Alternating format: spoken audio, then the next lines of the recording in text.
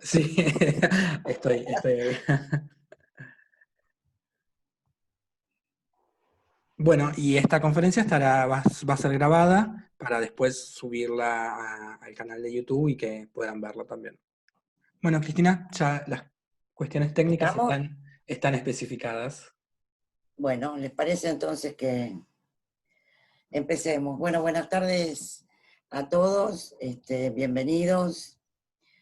Eh, Valoramos mucho su compañía y su presencia en esta vuelta a las conferencias ya un poco clásicas. Creo que perdí la imagen, Leo. ¿La tienen? Perdón, ahí estamos, sí. Bueno, saben que el año pasado, entre las actividades propuestas por el Centro de Investigaciones en Filosofía del IDICS, incorporamos lo que llamamos conferencias y debates CIEFI, que por supuesto, por razones que todos conocemos y estamos padeciendo, digamos, sufrieron una interrupción hasta que encontramos y fuimos entrenándonos en nuevos medios para poder continuar la actividad. Así que estoy muy contenta porque hoy retomamos nuestras conferencias CIEFI con la presencia de la profesora Julieta Algarte, con un tema que nos parece de particular relevancia para reflexionar, tomarnos un rato para reflexionar y conversar con alguien que, como Julieta, que se ha dedicado al estudio de estas cuestiones durante varios años. Bueno, Julieta tiene una larga trayectoria en investigación en el Departamento de Filosofía de la Facultad de Humanidades de la Universidad Nacional de La Plata. Codirige un proyecto de investigación, es diplomada en la Universidad de Lovaina en Filosofía y Letras, es docente nuestra y en el posgrado de la Universidad Nacional de Quilmes. Bueno, una larga trayectoria, como dije al inicio, de investigación y docencia. Así que, Julieta, te quiero agradecer en nombre de la Comisión Directiva del CIEFI y de tus amigos y colegas del Centro de Investigaciones, de la comunidad filosófica en general, que hayas aceptado esta invitación. Y bueno, te escuchamos atentamente. Vamos a tomarnos una media hora aproximadamente para la charla de Julieta y luego tendremos otra media hora para preguntas o comentarios. Muchas gracias, Juli, muchas gracias a todos. Bueno, gracias a ustedes por la invitación y el espacio y a todos los que se acercaron virtualmente para escuchar un poco de qué se trata esta idea. Bueno, la propuesta del ingreso básico, ingreso ciudadano o renta básica es una propuesta que se ha venido trabajando en el mundo desde hace 3 o 4 décadas y de la que ahora por ahí se está hablando mucho, incluso en nuestro país, a raíz de la pandemia, ¿no? Y de la crisis económica que se generó como consecuencia a nivel mundial. En esta situación resulta evidente que es necesario desde los estados intervenir en la economía para sostener los ingresos de millones de personas que se encuentran sin posibilidades de ganarse el sustento de la manera en la que lo venían haciendo, como consecuencia en parte de la crisis económica, digamos, de la recesión generada por la pandemia, y en parte por justamente las medidas que se tomaron para contener la emergencia sanitaria, como la cuarentena, ¿no? Que directamente a algunas actividades les impide seguir llevándose adelante. Entonces, es necesario en esta circunstancia tomar medidas, como decía, de sostenimiento de ingresos masivas, ¿no? Para muchos millones de personas. En ese contexto, el Estado argentino llevó adelante una batería de políticas de sostenimiento de ingresos bastante masivas, pero dirigidas a distintos grupos de personas, ¿no? Que cumplían con distintos tipos de condiciones. Una respuesta alternativa sería pensar una política de sostenimiento de ingresos como la renta básica o el ingreso ciudadano, que se caracteriza y se distingue, digamos, de las políticas más usuales de sostenimiento de ingresos o de transferencias monetarias del Estado a los ciudadanos, que se distingue, decía, por ser absolutamente incondicional y universal, ¿no? Entonces, ¿en qué consiste exactamente la renta básica o el ingreso ciudadano? Es importante aclararlo porque a veces se usa el mismo término para referirse a algo que no es la política que defienden quienes promueven la idea que les voy a comentar hoy, ¿no?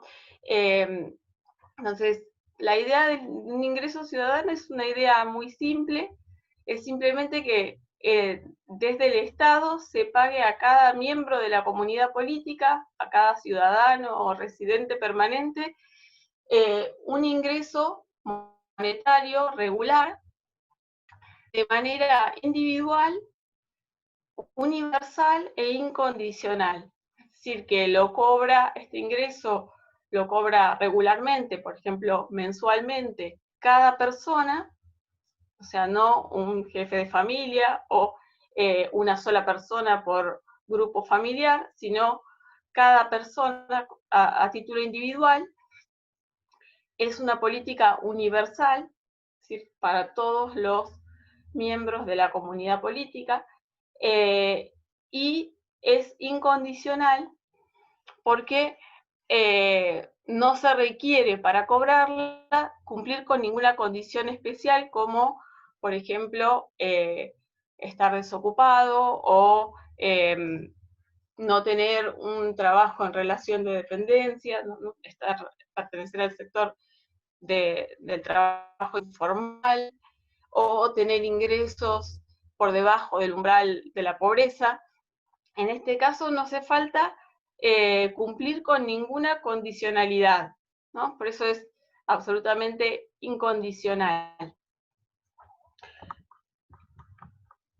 ¿Cuáles son las virtudes, digamos, de esta política, ¿no? De transferir ingresos, de garantizar a toda la ciudadanía un ingreso monetario de manera absolutamente universal e incondicional? Bueno, muchos de las virtudes de esta forma de garantizar un ingreso básico a toda la ciudadanía derivan justamente de su universalidad, ¿no? Por un lado, porque se paga a todos, llega a todos, no deja a nadie sin cobertura, ¿no? Cuando uno intenta focalizar, que es lo que suele hacerse, en los grupos que realmente necesitan asistencia, el problema que se da es que para que una persona que necesite asistencia efectivamente la reciba, es necesario que primero su situación particular de necesidad esté en la cabeza de los diseñadores de la política, ¿no? De las políticas de seguridad social, ¿no? De asistencia. Entonces, es muy frecuente que haya grupos de personas que no terminan teniendo derecho a la asistencia, porque justamente los grupos en los que pensaron quienes diseñaron la política eran otros, ¿no? Pensaron, por ejemplo, que los que necesitan ayuda, por ejemplo, pasó con la asignación universal por hijo, que pese al nombre no es universal, ¿no? Sino que hay que cumplir con una serie de condicionalidades para poder recibirla. Y bueno, una de las condicionalidades era, en su momento, no tener un trabajo registrado. Entonces, porque se pensaba que las personas que más lo necesitaban eran las que pertenecían a la economía informal, que si alguien tenía un trabajo en blanco, entonces no necesitaba esta transferencia del Estado. Pero eso dejaba fuera a muchos monotributistas que en realidad eran, digamos, trabajadores en relación de dependencia, pero con esta forma precaria de contratación, que hacía que no pudieran acceder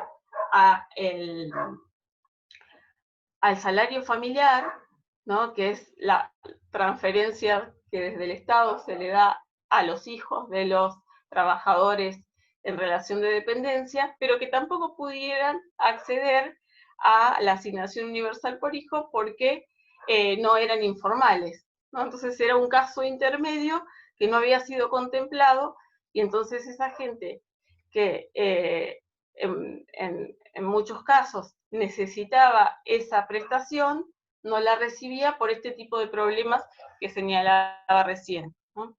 Entonces, si realmente queremos llegar a todos, la forma más, más factible, más probable de lograrlo es que la política sea universal, ¿no? Por otro lado, otra ventaja de la universalidad es que hace que la transferencia sea honorable, ¿no? Que nadie sea estigmatizado por recibir ese ingreso. Entonces, bueno, suele pasar con las transferencias condicionadas que se prestan para que se haga esta diferenciación entre las personas los ciudadanos que contribuyen y los que viven del subsidio, ¿no? Enseguida se presta a que se estigmatice a los receptores como personas que viven de los demás, ¿no? En cambio, una asignación que es universal, que la reciben todos, es honorable porque no dice nada de las características particulares que uno pueda tener, porque se recibe como un derecho de ciudadanía, ¿no? Lo único que dice de nosotros es que somos ciudadanos o residentes permanentes, ¿no? Entonces esa es una segunda virtud que también se deriva de la universalidad.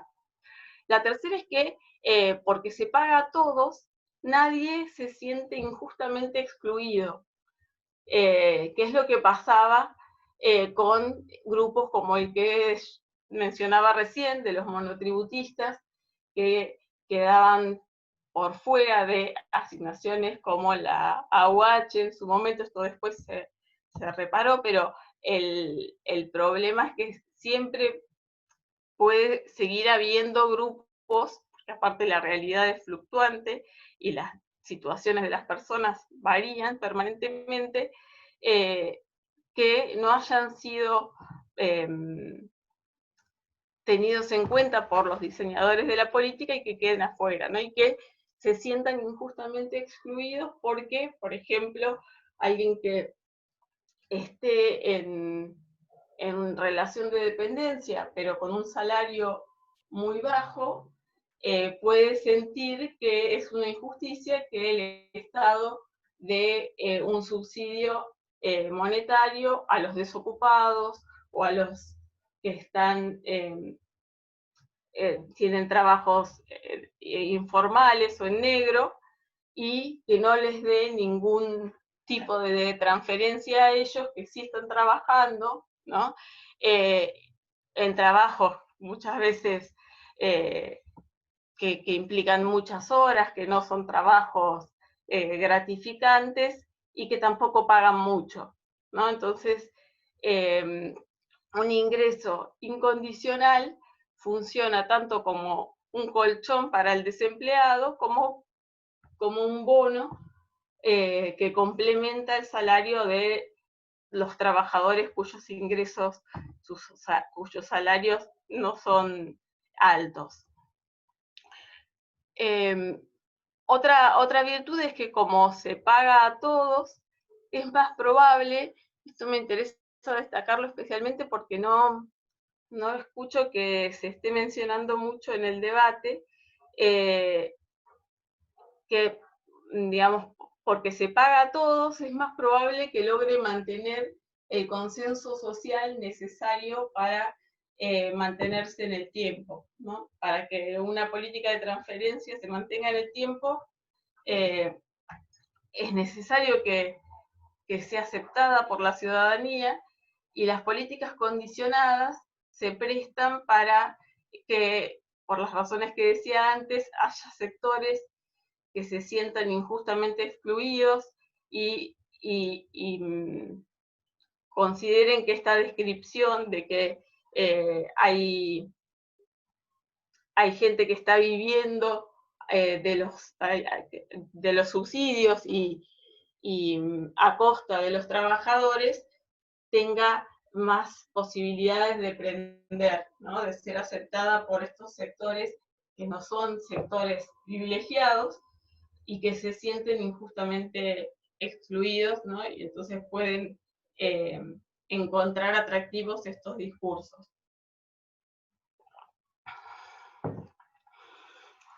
Otra ventaja que tiene que ver con la universalidad también es que como se paga a todos, no es necesario que el Estado incurra en toda una serie de gastos y demoras administrativas para verificar que las personas que solicitan el subsidio realmente cumplan con las condiciones que fijó el Estado para su otorgamiento, ¿no? En ese sentido, es más eficiente pagarle a todos que, sobre todo cuando las transferencias que hay que hacer son tan masivas como ocurre ahora, que tratar de focalizar en los millones de personas que necesitan actualmente este apoyo del Estado. Por otro lado, porque se paga a todos, otra virtud del ingreso básico, de la renta básica, frente a los subsidios más usuales, que son los subsidios focalizados o condicionados, porque se paga a todos, no desalienta el empleo. ¿Por qué pasa esto? Porque si una condición para acceder al beneficio es estar desocupado o no tener un empleo en blanco o no tener ingresos por encima de cierto umbral, entonces si uno consigue un trabajo en blanco o un contrato o puede complementar sus ingresos de alguna otra manera, por ejemplo, con algún microemprendimiento, corre el riesgo de perder el subsidio, ¿no? Y como normalmente estas posibilidades de acceso a ingresos adicionales no suelen ser estables, seguras, ¿no? Resulta imprudente para la persona que tiene un subsidio y tiene, por ejemplo, hijos a cargo, arriesgarse a perder el subsidio por una fuente alternativa de ingresos que quizá no provea demasiados ingresos ni de manera estable, ¿no? Entonces, los subsidios condicionados generan lo que se conoce como trampas de inactividad, ¿no? Encierran a los beneficiarios dentro del subsidio, no les permiten, no facilitan, digamos, sino que más bien dificultan la transición hacia el empleo u otras formas de sostenerse cada uno a través de su trabajo. También porque se paga a todos, otra virtud es que reconoce y sostiene trabajos útiles que el mercado no reconoce ni sostiene, ¿no? Como el trabajo doméstico o el trabajo de cuidado que se realiza en los hogares sin remuneración y que es un trabajo que satisface necesidades reales de las personas, es un trabajo útil, pero que actualmente no es sostenido ni reconocido socialmente, ¿no? Entonces, ese es un tipo de trabajo útil, no mercantil, que el ingreso básico podría sostener, pero también está el trabajo de los artistas y de los artesanos, de muchas personas que realizan actividades, por ejemplo, de voluntariado, de servicio comunitario, no son actualmente sostenidas, pero económicamente, pero que un ingreso básico podría apoyar, ¿no? Y de ese modo, digamos, facilitar y promover.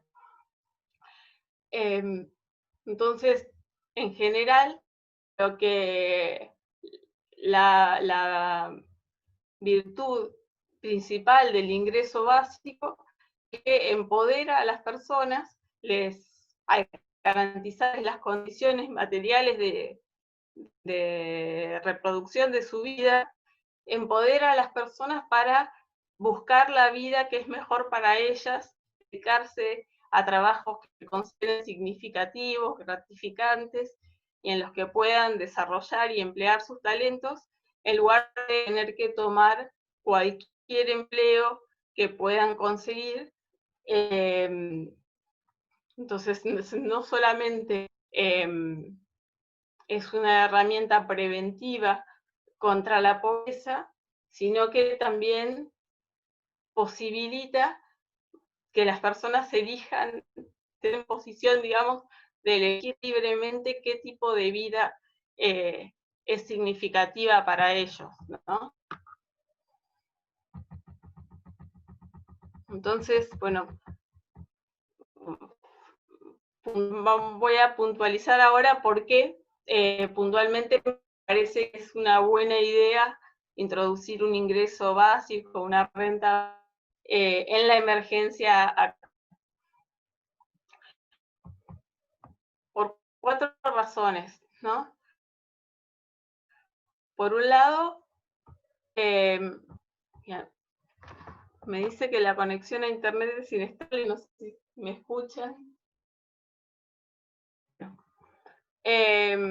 Por un lado, porque funciona como un colchón de ingresos para trabajadores informales, comerciantes o cuentapropistas que no pueden trabajar en el contexto de la cuarentena. En segundo lugar, porque funciona como un bono que complementa los ingresos de los trabajadores esenciales a los que se les pide que sigan yendo a trabajar, pero que muchos de ellos, si bien realizan tareas esenciales para el sostenimiento de la sociedad, cobran salarios insuficientes y tienen gastos extra por trabajar en el contexto de la pandemia. Entonces, apoya, digamos, tanto a los que no están pudiendo trabajar como a los que están teniendo que salir a trabajar porque son trabajadores esenciales. Y también funciona, en tercer lugar, como un estímulo a la economía, un estímulo general a la economía, para evitar el efecto dominó en la destrucción de empleos que genera la recesión, ¿no? Lo que pasa es que cuando, digamos, en el contexto de la pandemia, no solamente se contagian la enfermedad, ¿no? Sino que también el desempleo se contagia, ¿no? Porque cuando muchas personas se quedan sin empleo, esas personas que dejan de consumir o que bajan drásticamente sus niveles de consumo, generan que otras personas en la economía no puedan vender, y eso genera un efecto dominó que termina asfixiando la economía en su conjunto. Entonces, un ingreso básico también serviría como una herramienta contracíclica para evitar este efecto dominó.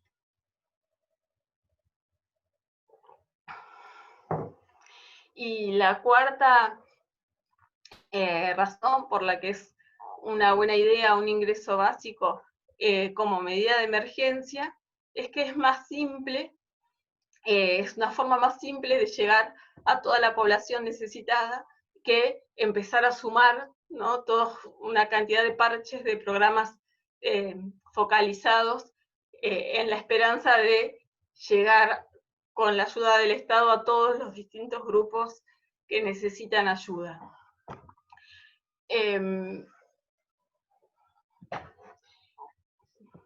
Bien, entonces, bueno, esta mayor simplicidad genera los beneficios que mencioné antes, ¿no? Ahorra gastos y demoras burocráticas, asegura mayor inclusividad y permite, y con esto paso al último punto, que es porque es una buena idea en la pospandemia, permite que la gente experimente, que la sociedad experimente las ventajas de vivir en una sociedad que asegure a todos un piso de ingresos de manera incondicional. ¿Por qué? Entonces, y con esto cerraría, ¿por qué me parece que un ingreso básico, una renta básica, es una buena idea, no solo para la emergencia, sino también para la pospandemia?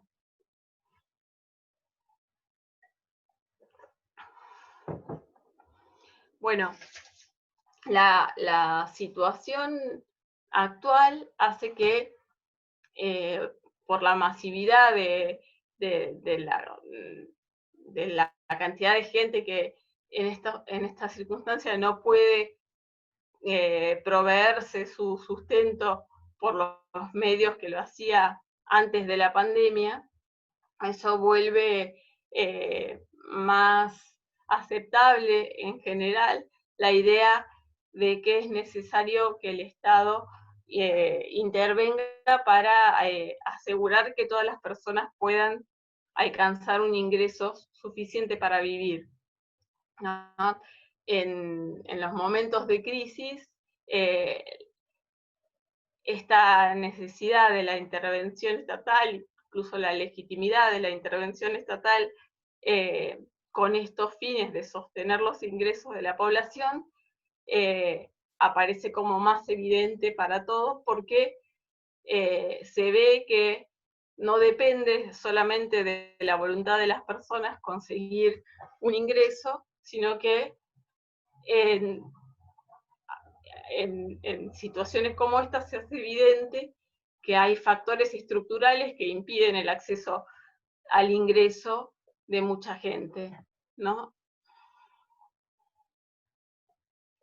Entonces, pero esto que es más evidente durante la crisis, en realidad es algo que se daba también antes de la pandemia. Es decir, incluso antes de la pandemia muchas personas no podían conseguir sostenerse a través de un empleo, y incluso antes de la pandemia las personas que sí tenían la suerte de tener un empleo, y un empleo que tuviera un salario suficiente para vivir dignamente, igualmente vivían siempre en la incertidumbre de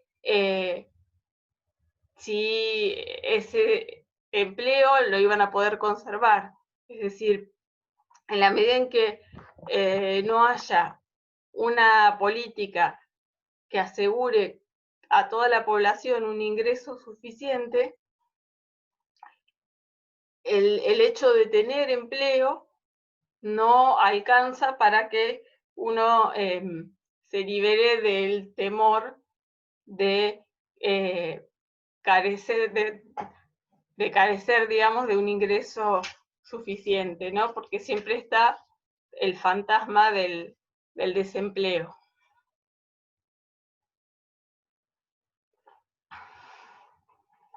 Entonces, ¿por qué sería una buena idea un ingreso básico para la pospandemia? Por un lado, porque como herramienta en la lucha contra la pobreza es una herramienta preventiva, en lugar de esperar a que se produzcan situaciones de privación y de necesidad, y ahí acudir el Estado con distintas políticas para tratar de sacar a la gente de la pobreza. El ingreso básico es una medida que previene la pobreza. En ese sentido, es preferible porque justamente ahorra a las personas no solo los dolores, digamos, y las consecuencias de caer en la pobreza, sino también el estrés que significa simplemente contemplar la posibilidad permanente para todos los que dependemos de un salario de, ante la pérdida de un empleo, no poder acceder a los recursos necesarios para sostenerse. Una segunda razón de por qué una renta básica es una buena idea para la pospandemia es que si uno la compara con otras formas que se suelen proponer para garantizar a todas las personas el acceso a un ingreso, por ejemplo, la búsqueda del pleno empleo, la ventaja frente a esta estrategia de buscar la inclusión de todos a través del pleno empleo es que un ingreso básico no requiere un productivismo ecológicamente insostenible en aras de crear empleos, ¿no? Esta forma de solucionar el problema hace que tendamos a considerar que todo incremento de la producción y del consumo es algo bueno porque ayuda a mantener la rueda de la producción y el consumo y a mantener los empleos y así a que las personas puedan encontrar su sustento a través de un empleo. Pero ya estamos en un punto en el cual no podemos seguir aspirando a solucionar todos los problemas a partir del crecimiento económico, ¿no? Lo que tenemos que hacer, porque el planeta ya no aguanta más este ritmo de destrucción, ¿no? Lo estamos sometiendo con esta forma de organizar la producción. Entonces necesitamos, por un lado, asegurar un ingreso de subsistencia a las personas de otra manera que a través de perseguir siempre más y más crecimiento económico. Y por otro lado, también tenemos que posibilitar a las personas otros estilos de vida que no estén tan centrados en el trabajo asalariado y el consumo, ¿no? Y el ingreso básico permite a las personas elegir formas de vida, estilos de vida que no estén tan centrados en esto, sino que le den más importancia, por ejemplo, a las relaciones sociales, ¿no? Porque justamente al asegurar el ingreso con independencia del trabajo, nos permite dedicar más tiempo o usar nuestro tiempo en aquellas actividades y relaciones que nos parezcan significativas, no necesariamente trabajar.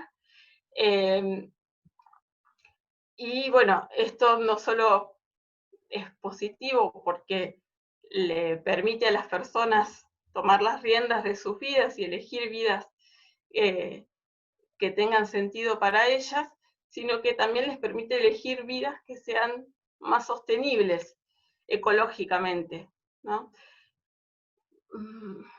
Y bueno, por último, lo que había mencionado también antes, de que a diferencia de otras formas de luchar contra la pobreza, como los subsidios focalizados, el ingreso ciudadano o la renta básica tiene más posibilidades de reunir y mantener el consenso social necesario para sostenerse en el tiempo, justamente porque beneficia a todos, porque es una política universal, ¿no? Y si nos fijamos en nuestro país, las políticas universales son las que más consenso tienen. Es decir, no hay, así como uno puede escuchar fácilmente personas que critican la asignación universal por hijo o otras transferencias que están focalizadas en ciertos grupos, no se escuchan ese tipo de críticas contra las políticas universales, ¿no? Como la educación o el sistema de salud o la universidad pública, que también es universal, ¿no? Porque justamente todos se benefician, todos pueden gozar de estas prestaciones, ¿no? Y eso hace que sean más sostenibles en el tiempo, que sea más difícil atacarlas. Bueno, ahí entonces cerraría y después dejaríamos espacio para las preguntas. Muy bien, Juli. Leo, ¿estás por ahí? Sí.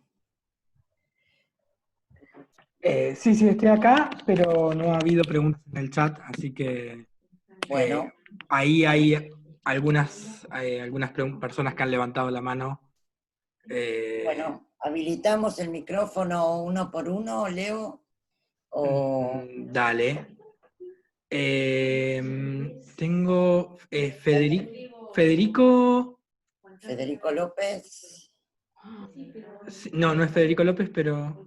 No. Hola. No era vos. Había otro. Leo, pregunto. Sí, preguntaba. Había otro. Igual era un aplauso lo que había puesto, no estaba levantando la mano. No, pero igual, sí, en realidad la pregunta por ahí es obvia, pero quería saber si hay experiencias de esto en el mundo, de algo parecido al menos a que se haya aplicado, y cuáles son los resultados, qué evaluación se tuvo de ese tipo de políticas. Bueno, sí, políticas de este tipo son un ingreso individual, universal e incondicional. Hay en Alaska, a nivel del estado de Alaska, desde los años 70.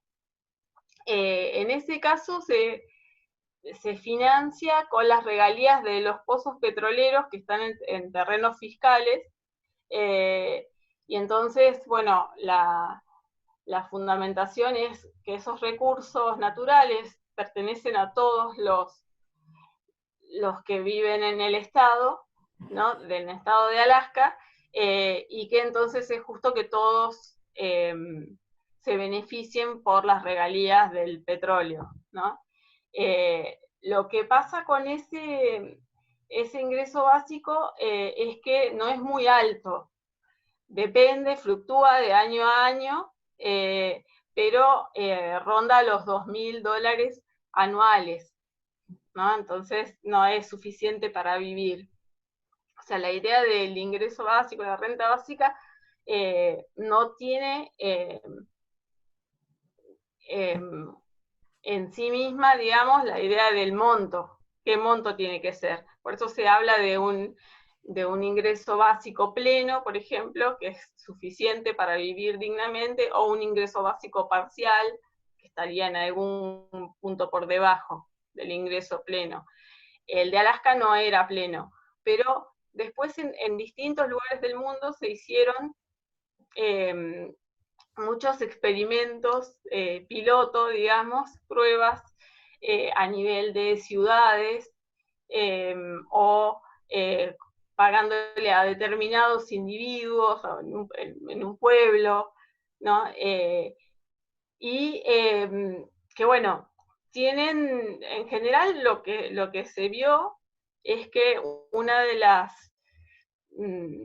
los temores que tenían algunas personas de que la gente dejaría de trabajar, ¿no? Si se le asegura la subsistencia por fuera del empleo, ese temor no se verifica, ¿no?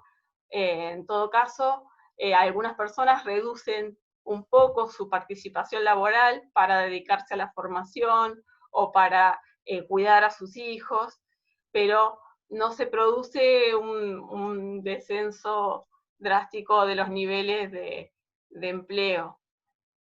Y en cambio, sí se produce un efecto multiplicador, ¿no? Que la gente con ese, o sea, que no solo se beneficia por el ingreso que recibe, sino por lo que hace con ese ingreso. Mucha gente lo usa como para comprar herramientas para trabajar, o para empezar un emprendimiento, ¿no? Otro temor que suele haber desde la derecha, pero que mucha gente puede llegar a compartir, es que las personas usen mal ese dinero, ¿no? Que lo usen para alcohol y cigarrillos, ¿no? Y eso también se estudió, ¿no? En estas pruebas, y para nada se verificó, ¿no? Hay incluso estudios del Banco Mundial, digamos, que no es sospechoso de comunismo, ¿no? Que muestran esto, que las personas que no se destinaba a eso, no se destinó a ese tipo de malos usos el ingreso básico. Bien. Tenemos también una pregunta de Federico Aval, que habías levantado la mano. Y después... Ahí me desmuteé. ¿Se escucha Bárbaro. bien? Sí, sí. Sí. Buenísimo. Bueno, hola Juli. Felicitaciones por la presentación. Es muy interesante, me parece un tema súper urgente y súper importante. Yo tengo dos preguntas. En principio, decirte que yo soy bastante escéptico respecto a la viabilidad fiscal de un programa tan ambicioso como el que propones. Supongo que lo propones no como ingreso familiar, sino como ingreso individual, universal, suponiendo que tiene que ser suficiente como para que una persona se pueda mantener mensualmente. El costo fiscal de eso sería inmenso, inmenso. No sabría cómo podría financiarse en un país como Argentina con el déficit fiscal actual. Pero eso es un escepticismo de aplicación que la verdad que no sabría cómo responderlo ni cómo podría darse. Las preguntas más conceptuales son estas dos. Una es que vos dijiste, yo rastreé de tu presentación dos razones por las cuales debería ser universal el ingreso. Es decir, tiene que ser tanto para el hijo de Paolo Roca como para el hijo de la empleada doméstica. Y las dos razones que das son, una es por el costo administrativo que tendría diferenciar entre el hijo de Paolo Roca y el hijo de la empleada doméstica. Bueno, esa razón parece ser descartable, en tanto se compensa el costo de hacer ese trámite administrativo con lo que no le pagaríamos a los hijos de Paolo Roca y de otras personas que claramente no lo necesitarían. Pero la otra razón es más interesante, que es la razón de la honorabilidad. Y yo la verdad no estoy tan seguro de que esa sea una buena razón, y quería escuchar una reflexión más de tu parte respecto de cómo se apagaría este prejuicio de la honorabilidad de los que viven del trabajo ajeno si lo repartimos de manera igualitaria el ingreso universal. Parecería que el argumento seguiría estando vigente.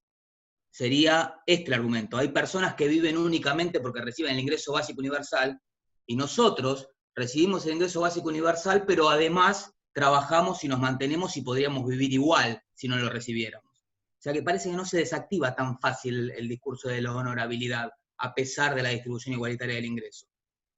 Y lo último que te pregunto es, pareciera que al final hay como un falso dilema entre o bien en el futuro distribuimos de manera igualitaria ingresos universales, o bien tenemos que someternos a una espiral de productividad que pone en riesgo el planeta.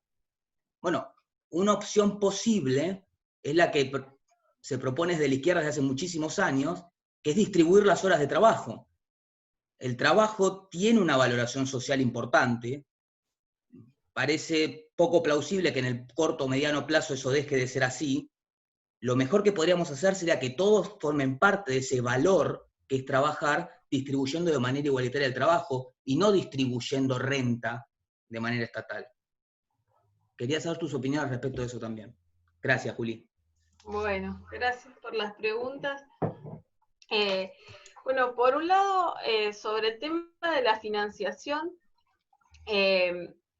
vos mencionabas el tema de que el ingreso básico se paga a título individual. Eso sí, efectivamente, yo apoyaría, digamos, un ingreso básico que tenga esta característica, que en sí es definitoria del ingreso básico, ¿no?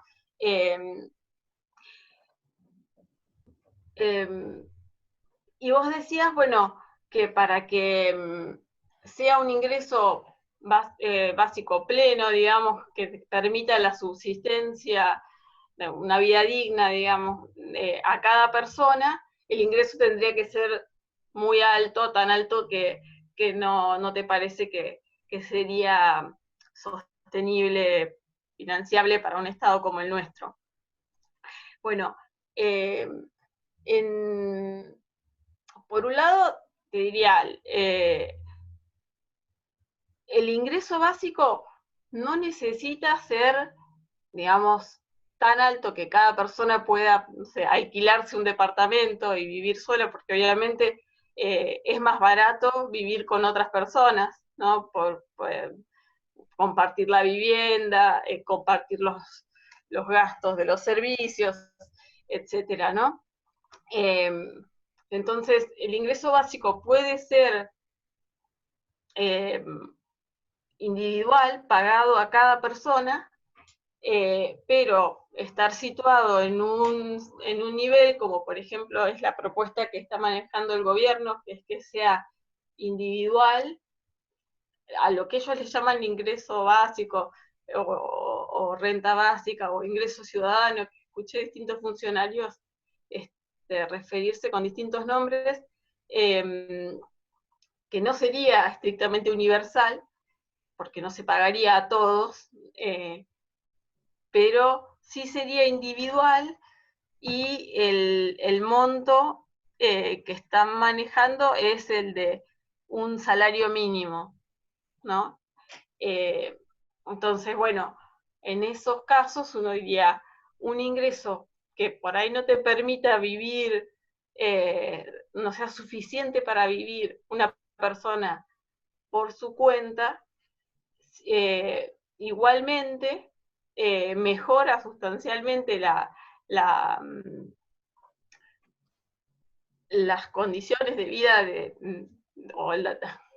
sería las posibilidades de las personas de sostenerse económicamente, porque pueden asociarse con otras personas y compartir la vivienda, digamos, pero igualmente el ingreso sería individual en el sentido de que cada uno tendría derecho a su ingreso, ¿no? Lo cual tiene ventajas en términos de la distribución del poder en los hogares, digamos. Si hay una persona que es la que tiene derecho legal, digamos, a recibir todo el ingreso, porque se supone que es el jefe de familia y va a mantener y va a preocuparse por satisfacer las necesidades del resto, bueno, eso genera un montón de problemas, porque sabemos que no necesariamente las relaciones dentro de la familia son siempre armoniosas y justas, ¿no?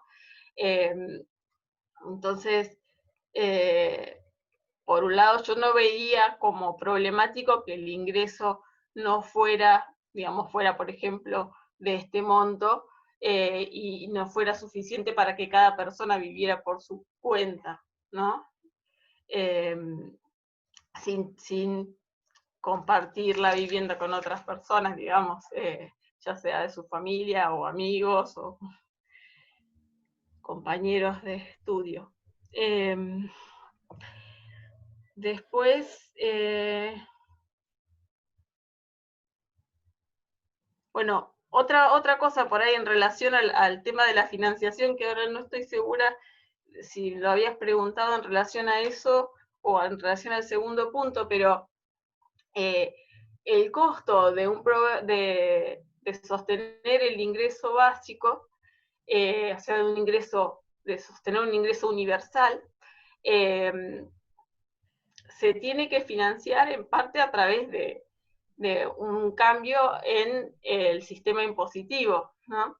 Entonces, las personas, digamos, si uno ata esta política de transferencia de estados, de recursos, digo, a la política fiscal o impositiva,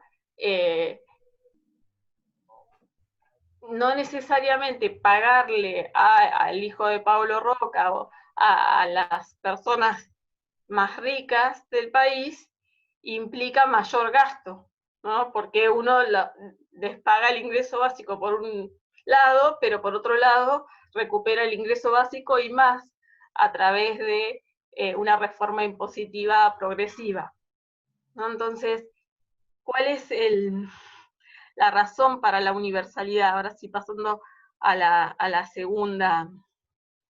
O sea que a lo que voy es que no necesariamente es más caro pagarle a todos, ¿no? Porque uno les paga por un lado, pero les saca por el otro.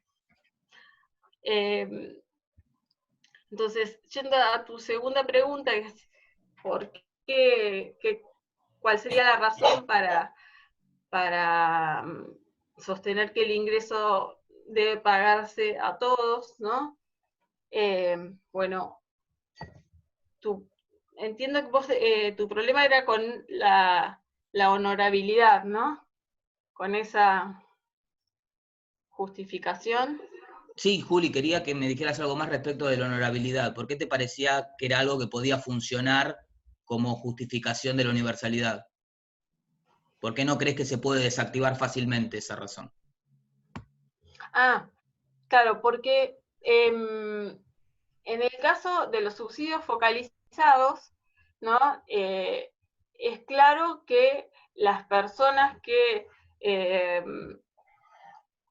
por ejemplo, si el subsidio es para las personas que no tienen un trabajo, que no tienen empleo, que no tienen empleo formal, o que no tienen ingresos por encima de cierto umbral,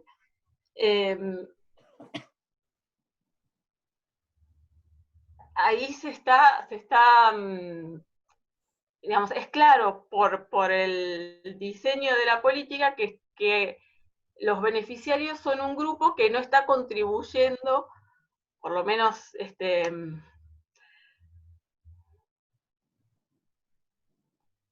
bueno, no sé si sería, se crea, digamos, la apariencia de que ese grupo no está contribuyendo a financiar esa política, ¿no? Porque en realidad a través de los consumos todos pagamos impuestos, ¿no? Y los más pobres tienen una tasa impositiva más alta, porque el IVA es muy alto y lo pagan todos, ¿no? Pero vos decís, bueno, ¿se podría mantener esta diferenciación entre la gente que trabaja y la que no trabaja, ¿no? Y entonces la gente que es honorable porque trabaja y se mantiene a sí misma, y la gente que no es honorable porque no trabaja, se podría mantener incluso si hubiera un ingreso básico que lo cobraran todos. Lo que pasa es que ahí, ¿quiénes serían los que no trabajan? Porque no estarían, digamos, cada persona en su casa no sabe qué hacen el resto de las personas en sus casas, y desde el punto de vista de la política, no es una política de transferencia hacia un grupo que no tiene trabajo, ¿no?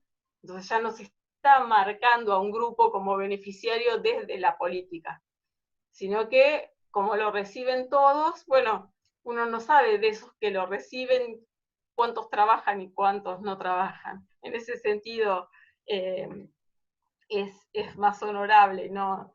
Es más difícil, digamos, estigmatizar a un grupo a partir del ingreso básico. Y la tercera pregunta, otra cosa en relación a tu segunda pregunta, ¿no? Vos decías que las razones para hacer una transferencia universal o incondicional que vos habías encontrado en mi exposición eran el costo administrativo, la honorabilidad, y también está el tema de la cobertura, ¿no? De que un ingreso básico nos asegura estar llegando a todos los necesitados, cosa que los subsidios focalizados no hacen, ¿no? Porque las personas que están en mayor estado de necesidad son también las que van a tener mayores dificultades para demostrar que están en un estado de necesidad, ¿no? Porque incluso si uno dijera, bueno, vamos a dar este subsidio solo a todos los que no sean millonarios, ¿no? Si uno tiene un buen salario, un buen empleo y puede pagar un contador, el contador enseguida demuestra que uno no es millonario.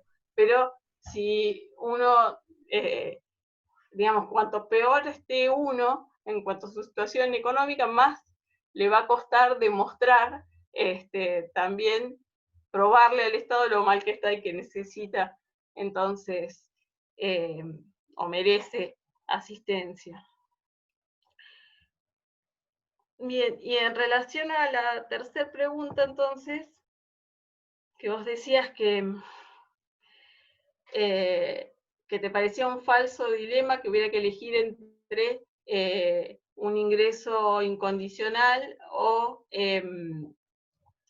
digamos, una búsqueda del pleno empleo que digamos, nos lleve a un productivismo ecológicamente insostenible, y que te parecía que una alternativa era distribuir las horas de trabajo.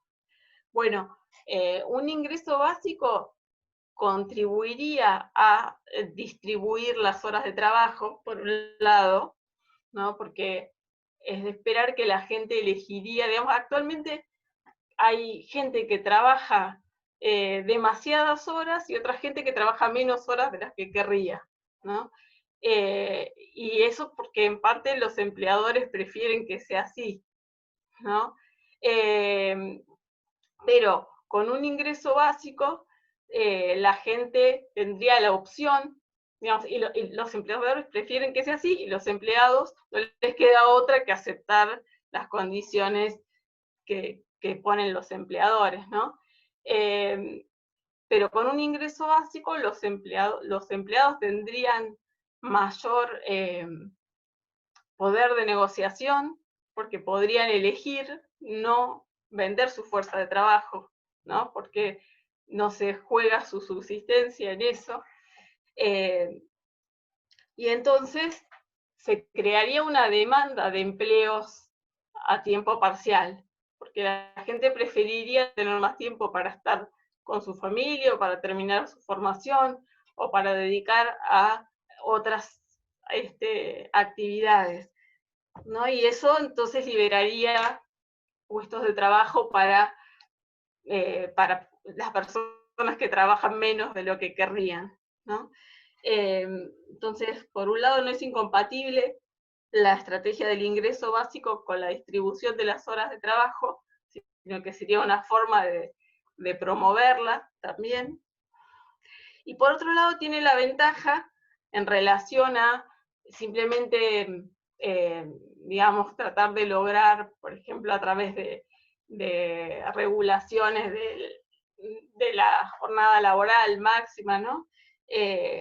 Una mayor distribución de los puestos de trabajo, tiene la ventaja, el ingreso básico, de que sostiene económicamente toda una serie de trabajos útiles para la sociedad y también que contribuyen a la realización de los individuos, a la vida buena de los individuos, y que el mercado no retribuye, ¿no? Entonces, también libera a las personas de esta manera, ¿no? De tener que sostenerse necesariamente a través de un trabajo que tenga demanda solvente en el mercado, más allá de que sea un trabajo valioso para la sociedad, que sea un trabajo significativo, que sea gratificante para el trabajador también, ¿no?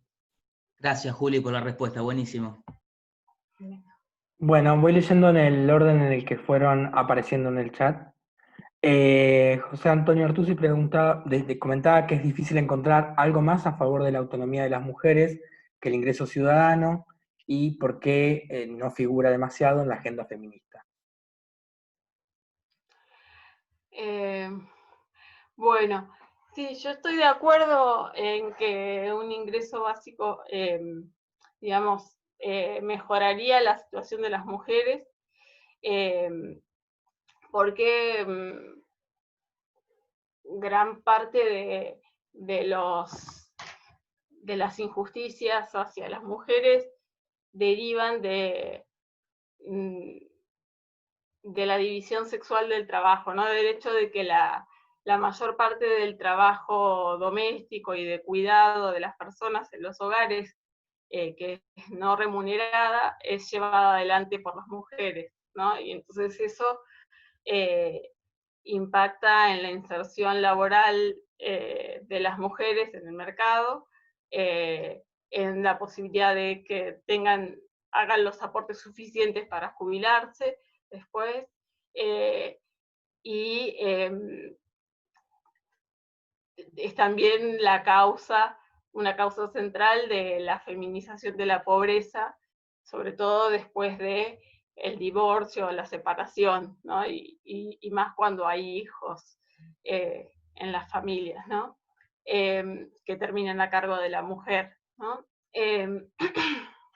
Entonces, el ingreso básico, ¿de qué modo, digamos, sería beneficioso en términos de justicia de género? Porque protegería a las mujeres de las consecuencias negativas económicas de la división sexual del trabajo,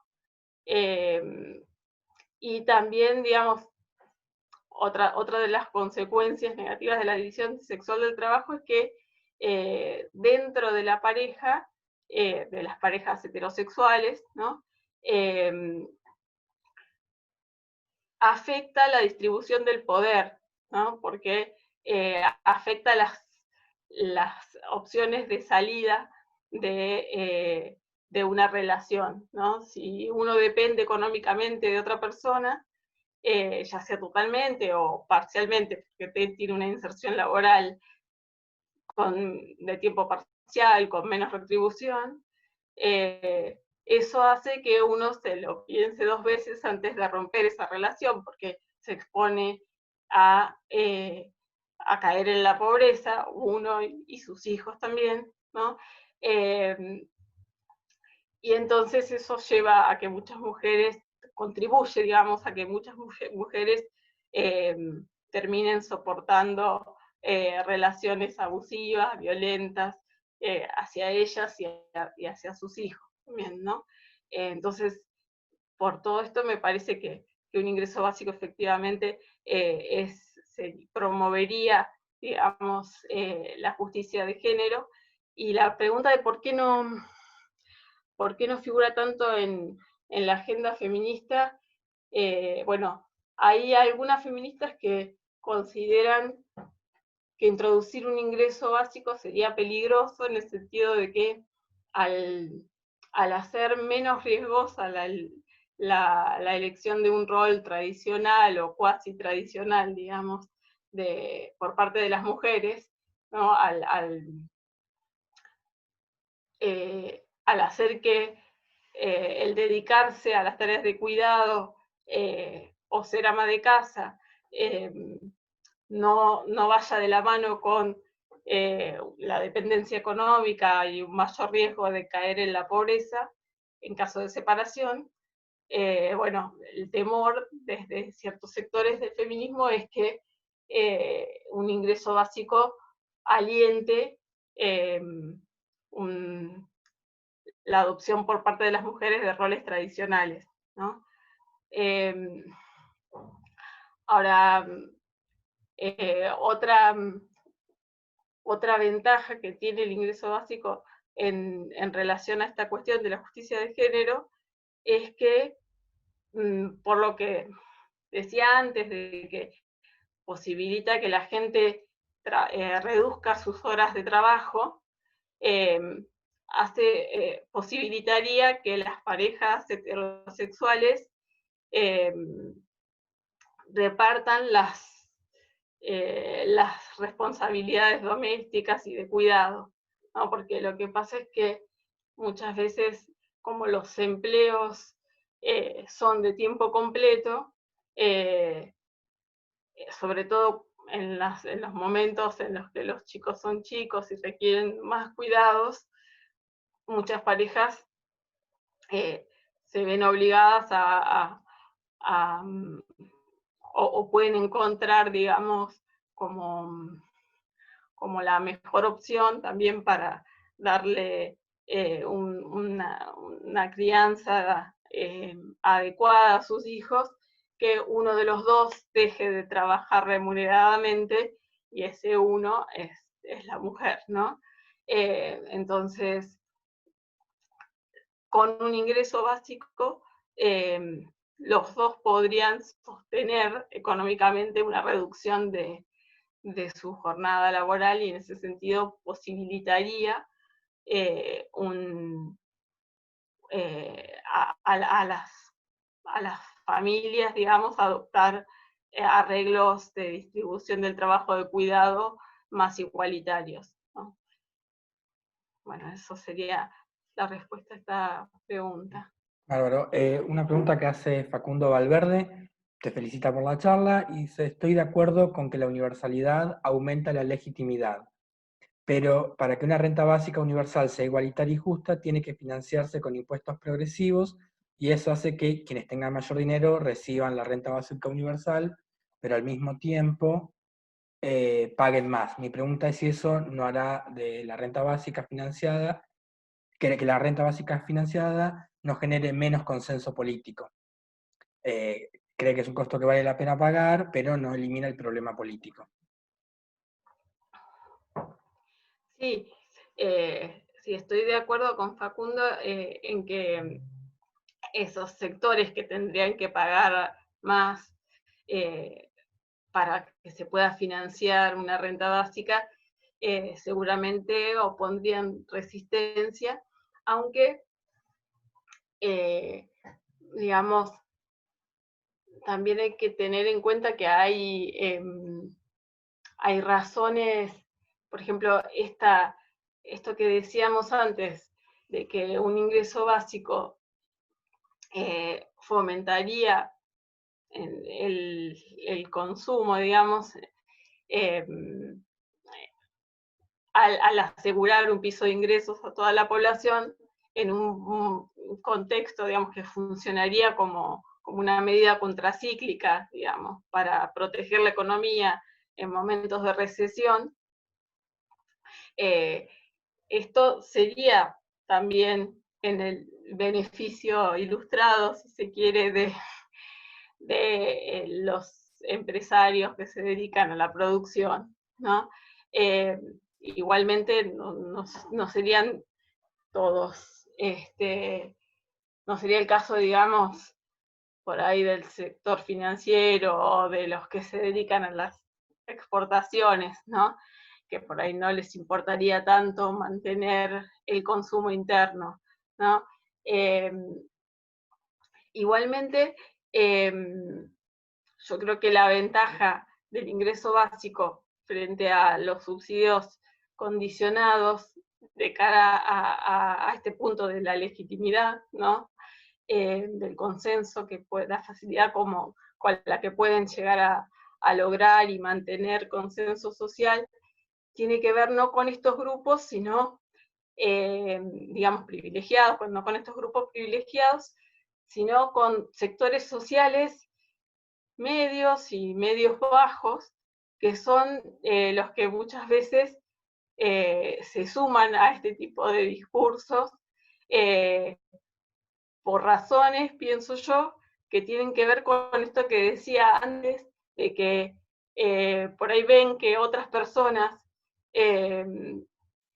cuya situación no es tan diferente de la suya en términos económicos, reciben subsidio y ellos no, ¿no? Un monotributista, un plomero o un comerciante que por ahí no está en la categoría más baja y no recibe la prestación, pero tampoco tiene ingresos demasiado altos y sí se beneficiaría, digamos, sería un beneficiario neto de un ingreso básico,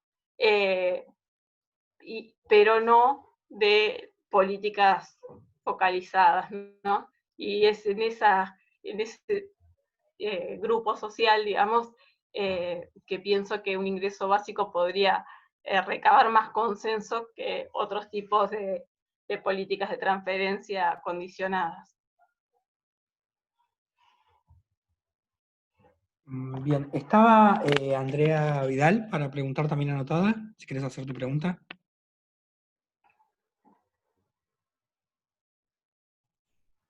Hola, ¿cómo vas? Hola, ¿qué tal? Me encantó, es un tema apasionante, sé que lo laburás un montón y es como que justo, es el momento ideal para esto. Mi pregunta, bueno, va de la mano con un montón de cosas que se están diciendo tanto en el chat como que ya te las preguntaron, pero a mí lo que me interesaba era, dado que seguramente quienes proponen la renta básica lo han pensado también, preguntarte exactamente cuáles son las otras medidas, exactamente, digamos, aplicado a nuestro país sobre todo, ¿no?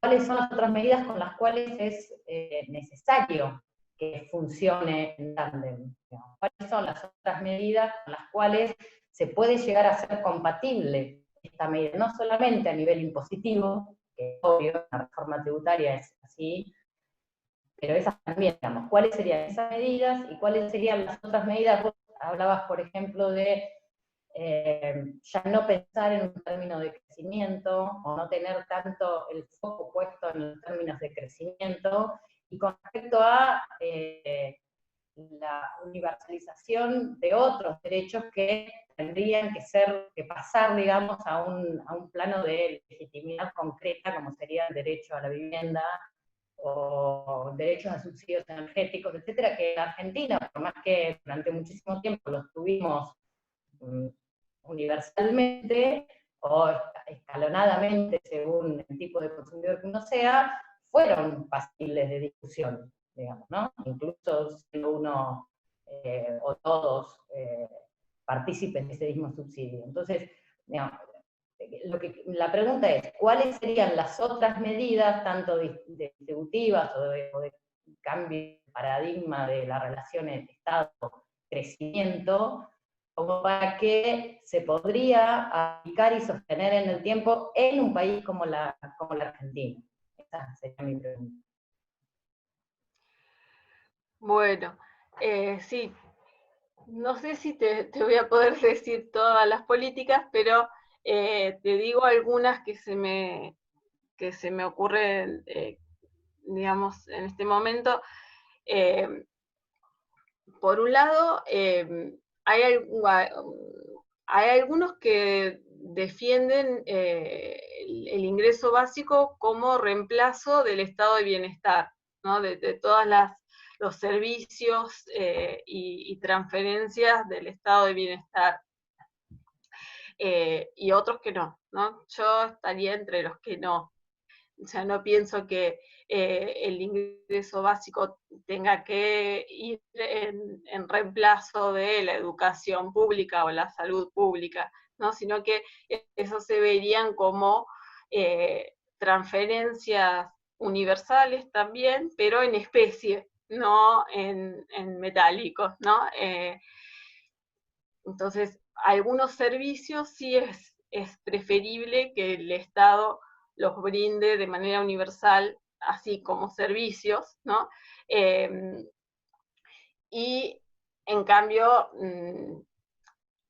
para muchas necesidades de las personas es preferible, digamos, que en lugar de que el Estado nos reparta una caja de alimentos, nos dé dinero para que nosotros podamos elegir, digamos, cómo gastarlo mejor en función de nuestras necesidades y nuestros gustos, ¿no?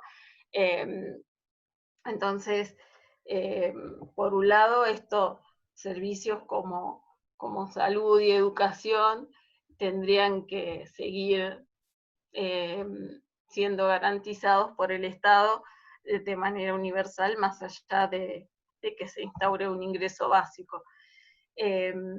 Por otro lado, algo que es importante es el tema de los precios, ¿no? Porque un ingreso básico va a ser suficiente, digamos, para garantizar las necesidades materiales de las personas en la medida en que los precios no se disparen, ¿no?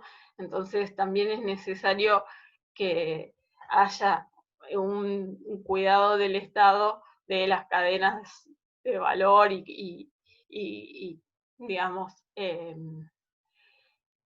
no permitir, o bueno, mismo no permitir los monopolios, ¿no? De modo de que los precios sobre todo de los consumos necesarios, ¿no? Estén dentro de lo razonable. Y sí, después no sé si te podría decir mucho más. Bueno, el tema de la vivienda, obviamente, que también es importante dentro de los precios, digamos, de las cosas que son necesarias, ¿no? Que no se puede dejar que se vaya por las nubes, ¿no? Que como ha pasado también. Sí, no sé si porque después te podría decir otras cosas que a mí me parecen, pero no tienen que ver estrictamente con el ingreso básico, ¿no? Sino con, bueno, un modelo de sociedad que sea sostenible, también tiene que organizar de otra manera la producción de alimentos, ¿no? Digamos, de un modo que por un lado genere alimentos sanos, sin todos los pesticidas que estamos, y exceso de antibióticos, ¿no? Por el modo en que se organiza la producción, tanto en la agricultura como en la ganadería, y que además generan problemas ecológicos, digamos, aparte de que nosotros terminamos comiendo alimentos poco saludables, generan problemas en el medio ambiente por la destrucción de hábitats que se genera para ampliar la cantidad de campos que se destinan a la agricultura, ¿no? Pero bueno, eso no tiene que ver directamente con el ingreso básico, ¿no? Por ahí, por eso tampoco es un tema que yo lo tenga estudiado en detalles. Bien. Te leo un par de preguntas que por ahí se pueden ir respondiendo un poco juntas. Daniel Budigan preguntaba acerca de si esto no generaría problemas de sustentabilidad económica, que vos habías utilizado argumentos de índole moral, política, y quería que avanzaras un poco más sobre eso. Cristian también pedía si se podía expandir un poco la idea de promover consumos de estilo de vida no consumistas. Y te leo también las preguntas de Graciela Dortúzar, quien dice, me parece que la renta básica superaría claramente los problemas del IFE, que no ha llegado, pero se pregunta si para ello el Estado depende de cobrar impuestos a la riqueza y también limitar la riqueza. También si esta idea de la renta básica se podría pensar para disminuir las horas de teletrabajo y nuevas formas de explotación y la reducción de horas de trabajo. Que en cuanto a las cuestiones de las políticas de cuidado, ya comenta que se necesitarían políticas públicas e instituciones de cuidado que aquí no existen, como en los países donde se aplica la renta básica, y que estamos lejos del reconocimiento de género de esas cuestiones. Y después te leo las últimas y ya estamos. Leo, Bueno, perdón. Sí, para coordinar la duración de la charla, podríamos pedirles a todos elegir 2 o 3 preguntas, porque son bastante, bueno, por supuesto, todas muy interesantes, pero nos comprometimos en cierto horario. En todo caso, 3 preguntas más y encontrar la forma de que las demás preguntas o consultas puedan llegar a Julieta de algún modo, por si desean continuar esto en otro momento, o nos volveremos a encontrar en el mismo lugar y con Julieta, digamos, si es que ella está disponible. Pero bueno, creo que tenemos que ir considerando lo que queda de tiempo, ¿no? Unas 3 preguntas más, espero que todos sepan disculparnos, podría ser adecuado. bueno, yo por ahí voy a elegir de estas la de Cristian para contestar primero, también por una cuestión de tiempo, después vemos cómo estamos, que decía si podía expandir un poco más en relación a cómo un ingreso básico podría promover estilos de vida no consumistas, ¿no?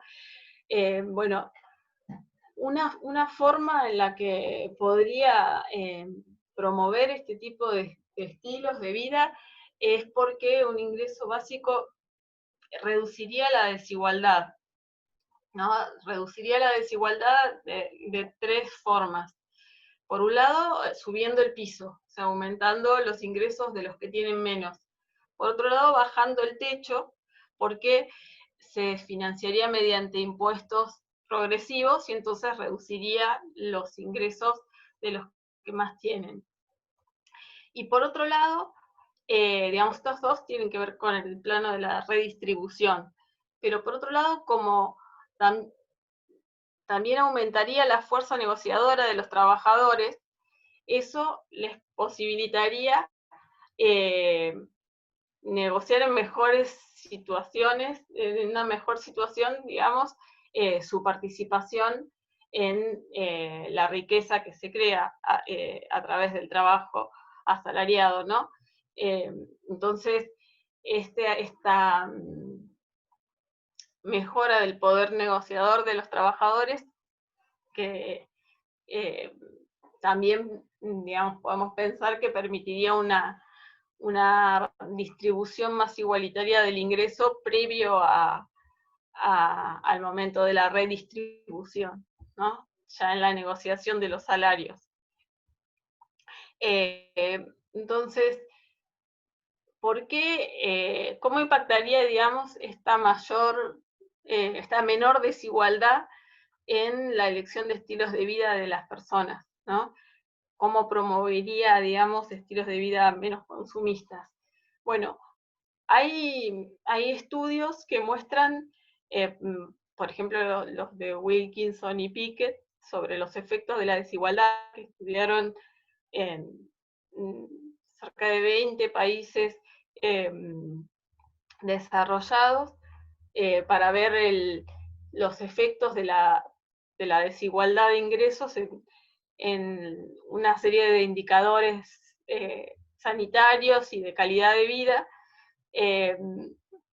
Y bueno, en resumen, digamos, lo que ellos encontraron es que a mayor desigualdad, mayor es la importancia que la gente le da al estatus social, ¿no? Porque objetivamente, cuanto más desigual es una sociedad, más importa dónde está uno en esa jerarquía, ¿no?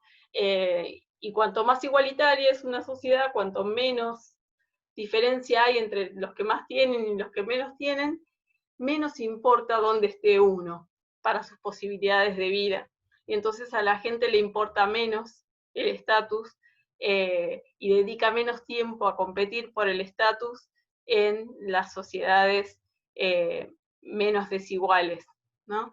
Y cómo competimos por el estatus en las sociedades contemporáneas, en gran parte a través de mostrar que somos capaces de consumir cosas caras, ¿no?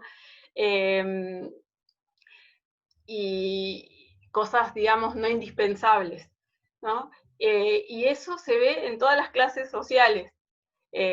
Todos necesitan, para sentirse dignos, mostrar que pueden permitirse consumos suntuosos, digamos. Y entonces, bueno, eso es un fomento a consumos que en sí mismos, digamos, no son necesarios para satisfacer otra necesidad que la de la competencia posicional, ¿no? Entonces, al reducir la desigualdad, se reducen las presiones sociales para realizar ese tipo de consumos. Y que también para realizar ese tipo de consumos necesitamos más ingresos. Entonces, esas presiones, digamos, nos llevan a querer trabajar más, incluso si tenemos un ingreso suficiente para vivir. Y también lo que pasa es que al trabajar más, tenemos menos tiempo para dedicar a las relaciones sociales. Esto también lleva a más consumos innecesarios, porque, por ejemplo, como no tenemos tiempo para pasar con nuestros hijos, nos sentimos culpables y sentimos la necesidad de comprarles más cosas, ¿no? Como compensación por el tiempo que no estamos con ellos, ¿no? Entonces, de ese modo, digamos, un ingreso básico, al reducir la desigualdad, reduciría las presiones para el consumo compensatorio y también para el consumo ostentoso, que tiene como objetivo, digamos, mostrar nuestro estatus, ¿no? Bueno, eso sería, digamos, algo más que podría señalar en relación a lo que preguntaba Cristian.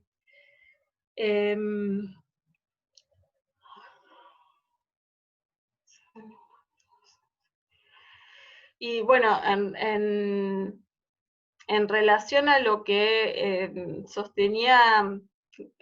preguntaba Graciela, ¿no?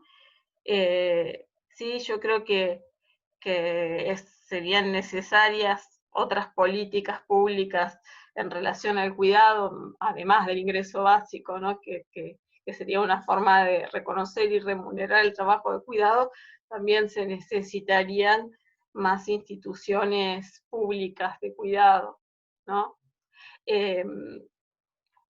Porque más allá de que uno pueda promover la distribución igualitaria del trabajo de cuidado entre varones y mujeres en las parejas heterosexuales, ¿no?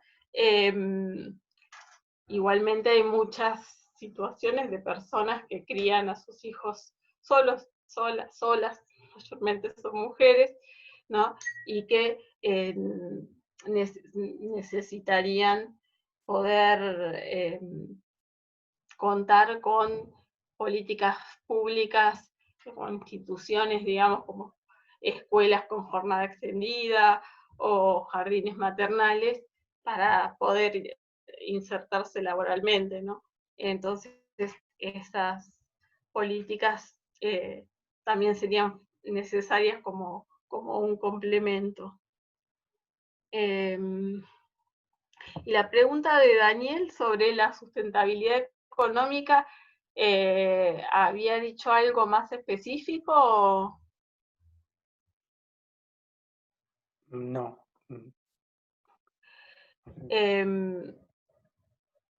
Bueno, o sea, en relación a cómo se, digamos, si la pregunta es cómo se financiaría, digamos, más allá de mediante una reforma impositiva, también hay que tener en cuenta que el ingreso básico reemplazaría parte de otras transferencias existentes, ¿no? Por ejemplo, si una persona recibe una pensión por discapacidad, parte de esa pensión, digamos, la parte, digamos, que se solapa con el ingreso básico, se podría eliminar, y que las personas que demuestren necesitar una pensión por discapacidad reciban un plus por encima de su ingreso básico, pero de esas transferencias que ya existen, parte del financiamiento que tienen iría a financiar el ingreso básico. Y eso también tendría beneficios en relación a esas personas, ¿no? Porque si bien tendrían que seguir demostrando que tienen las características que las hacen merecedoras de una transferencia especial, ese trámite burocrático sería solamente para garantizar el acceso a ese plus que se les pagaría por sobre el ingreso básico, ¿no? Pero durante todo ese proceso contarían, como todo el mundo, con el ingreso básico. Entonces, un montón de situaciones bastante dramáticas de personas, por ejemplo, con discapacidades mentales, con problemas psiquiátricos, que necesitan el ingreso para mantenerse, porque por ahí no tienen apoyos familiares en los que apoyarse, justamente no tienen una familia que los pueda mantener. Bueno, imagínense si para cualquier persona es muy traumático carecer de los ingresos necesarios para vivir, más para una persona que ya tiene problemas psiquiátricos y tiene que estar demostrando que merece ese apoyo del Estado, ¿no? Una circunstancia en la cual por ahí también buscar ayudas de otras personas para alguien que está en esa situación de vulnerabilidad los expone a caer en manos de personas que se van a aprovechar de su situación, ¿no? Entonces, en esos casos también un ingreso básico haría mucho menos traumático todo ese proceso, porque ya un mínimo estaría garantizado sin necesidad de hacer ningún trámite, ¿no? ¿Quedaban unas últimas preguntas? Sí, dos. Hay una que se repite dos veces y sería a partir de los 18 años o cuál sería la edad en la que se propone este ingreso. Y otra de Julieta Udi, que se pregunta sobre el concepto de ciudadanía que suponen estas políticas. Pensando en las personas migrantes, me pregunto si la ciudadanía, la pertenencia, no se volvería un bien dominante y por eso más restrictivo, al menos cuando la política de renta básica no se aplica a escala global o algo semejante. Y bueno, con esas dos preguntas terminaríamos la charla. Bueno, con respecto a la de si sería a partir de los 18 años, en general, o sea, un ingreso básico sería un ingreso pagado a todas las personas, independientemente de su edad, ¿no? Pero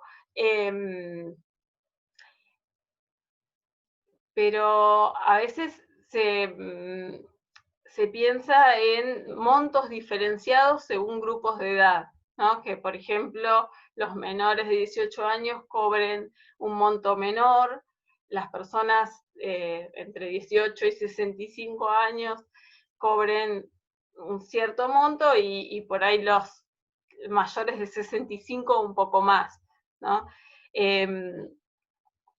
A esta, digamos,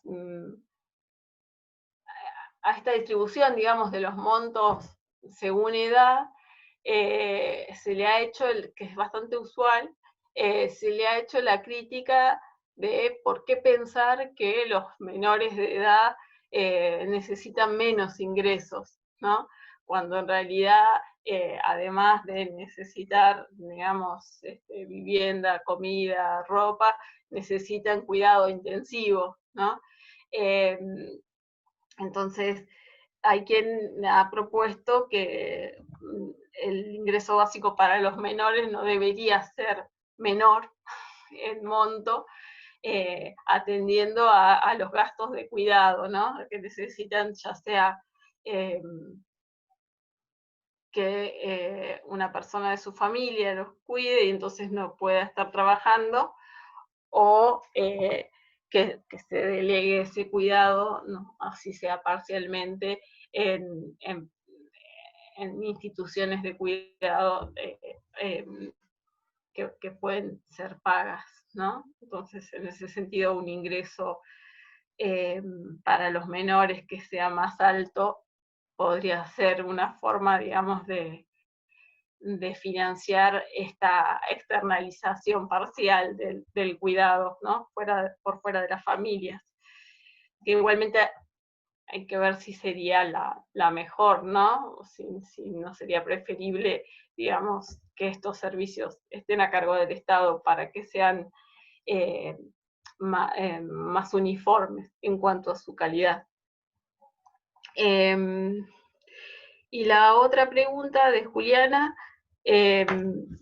sí, que es, bueno, por un lado, una de las características del ingreso básico es que se accede al beneficio en función de la ciudadanía o del estatus de residente permanente, ¿no?